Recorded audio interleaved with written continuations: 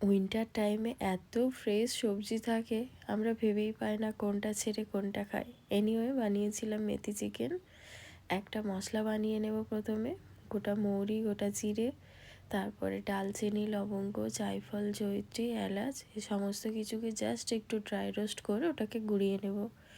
তারপরে ওই প্যানটা বসাবো, বসিয়ে যে মেথি শাকটা কেটে রেখেছিলাম, আমি শুধু পাতাগুলো নিয়েছি, ডাঁটিগুলো নিইনি, যেহেতু ডাঁটিগুলো একটু ফ্লেভারটা স্ট্রং, মানে তেতো টাইপের। তো ডাঁটিগুলো নেওয়ার কোনো প্রয়োজন নেই, এই যে জাস্ট পাতাগুলো নিয়েছি। পাতাগুলো প্রথমে একটু জলটা শুকিয়ে এলে তারপরে তেল দিয়ে ভালো করে ভেজে নেব। তারপরে অন্য একটা প্যান বসিয়ে তাতে সাদা তেল দিয়েছি, ফোড়নে দিয়েছি তেজপাতা, গোলমরিচ, জয়িত্রী, এগুলো। তারপরে কুচিয়ে রাখা পেঁয়াজ দিয়েছি, পেঁয়াজটা ভালোভাবে সটে হয়ে এলে একটু চিনি দিয়েছিলাম। এরপরে বড় বড় পিস করে কেটে রাখা চিকেনগুলো ওর মধ্যে অ্যাড করে দেব। দিয়ে এবার মাংসটা ভেজে নেব। আমি কিন্তু গ্যাসের ফ্লেম একদম হাইতেই রেখেছি, যেহেতু চিকেন, ওখান থেকে জল বেরোবে। দেখো মাংসগুলো মোটামুটি উল্টে পাল্টে ভাজা হয়ে গেছে।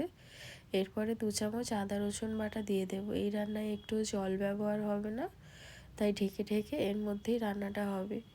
তো আদা রসুন বাটাটা মোটামুটি কষা হয়ে গেলে জিরে গুঁড়ো, ধনে গুঁড়ো আর গোলমরিচের গুঁড়ো দিয়েছিলাম, স্বাদ মতো লবণ দিয়েছি, আর এখানে টক দই দিলাম 1 বাটি মতো। যদি মেজারমেন্টে চাই, এখানে কিন্তু প্রায় 200 গ্রাম টক দই ছিল, যেহেতু মাংসটা 1.5 কেজি ছিল। তো ওটা কষানোর পর আমি কাঁচা লঙ্কা বাটা দিয়ে দিয়েছি ফ্লেভারের জন্য, যেহেতু এখানে কোনো গুঁড়ো লঙ্কা ব্যবহার হবে না বা হলুদ কিছু। তো দিয়ে মোটামুটি কষা হয়ে এলে বেশ কিছুটা পরিমাণ ফ্রেশ ক্রিম সেটা অ্যাড করে দিতে হবে। তো ফ্রেশ ক্রিমটা যেহেতু ফ্রিজে ছিল, একটু হার্ড মতো হয়ে গিয়েছিলো, তাই অনেক কষ্ট করে আমাকে বের করতে হলো। যাই হোক, ফ্রেশ ক্রিমটা দেওয়ার পর আবারও কষিয়ে ঢেকে দেব। তো রান্নাটা আগেই বললাম যে ঢেকে ঢেকেই হবে। আর এর টেস্ট অসাধারণ। তুমি রুটি, পরোটা, লুচি যার সাথেই খাও না কেন, সব কিছুর সাথে এর টেস্ট অনন্য থাকবে।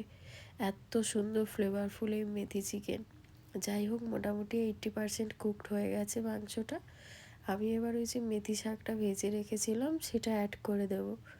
দিয়ে আবার ওপর থেকে যে মশলাটা আমি বানিয়ে রেখেছিলাম, সেই মশলাটা ওপর থেকে বেশ কিছুটা পরিমাণ ছড়িয়ে দেব।